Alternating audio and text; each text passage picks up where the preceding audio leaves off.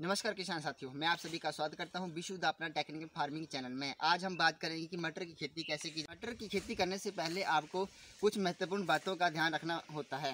खेती करने से पहले आपके मन में कई प्रश्न उठते हैं कि मटर की हम कौन से बीज लाएं और मटर की खेती में हम कितनी सिंचाई करें और कौन सी खाद इसमें डालें। तो इसके बारे में हम आपको पूरा डिटेल में बताएंगे। मटर की खेती के लिए भारत में अक्टूबर और नवंबर के महीने को सबसे महत्वपूर्ण माना जाता है, क्योंकि इस समय जो वातावरण होता है वो इसके अनुकूल होता है, तो इससे ज़्यादा मुनाफा हमें मिल सकता है। मटर की खेती को हम दो विधि से कर सकते हैं, एक होता है प्लेन विधि से और दूसरा होता है बेड विधि से। आइए हम इसके बारे में आपको बताते हैं। ये हमारे पास खेत है, इसमें हम मटर लगाएंगे प्लेन विधि से। तो अब हम इसमें जुताई करेंगे। सबसे पहले खेत को हम अच्छी तरह से साफ़ कर लेंगे। जो इसमें कूड़ा करकट है और जो खरपतवार है, पहले जो बीजी गई थी फसल उसमें सूखी घास और उसके सूखे पत्ते हैं तो उनको हटा लें। खेत में जुताई करने के बाद हमें बहुत सारी बातों का ध्यान रखना पड़ता है, जैसे कि इसमें कितनी मात्रा में गोबर डालें और कंपोस्ट खाद डालें। केंचुए खाद को आप खेत के हिसाब से डाल सकते हैं। छोटा खेत है तो थोड़ा डालें और थोड़ा बड़ा खेत है तो उसमें थोड़ा ज़्यादा डाल सकते हैं। किसान साथियों, अब बात करते हैं सिंचाई की। अगर खेत आपका सूखा है तो आप इसमें सिंचाई कर सकते हैं। अगर आप पहले से नमी है खेत में तो आप सीधा इसमें जुताई करके इसकी बुआई कर सकते हैं।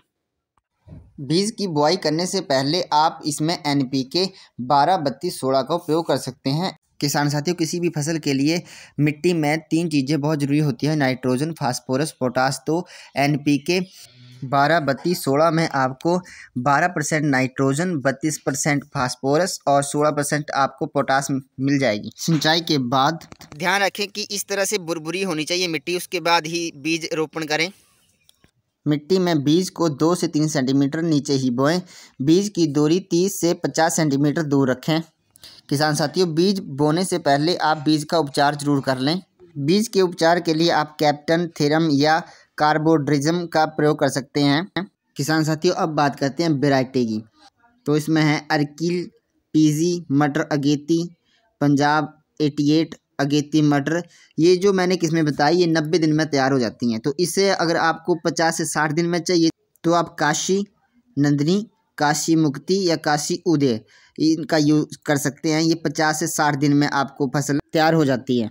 किसान भाइयों, अब बात करते हैं खरपतवार नियंत्रण की।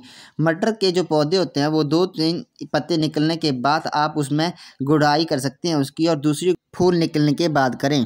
अब बात करते हैं सिंचाई की।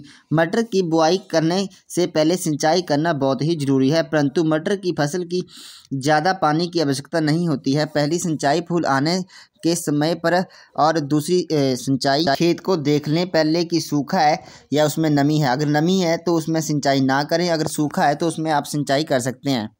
किसान साथियों, जब पौधे में फलियां लगना स्टार्ट हो जाती हैं तब भी आप उसकी सिंचाई कर सकते हैं। तब तो पौधे को ज़्यादा ज़रूरत होती है मतलब सिंचाई की।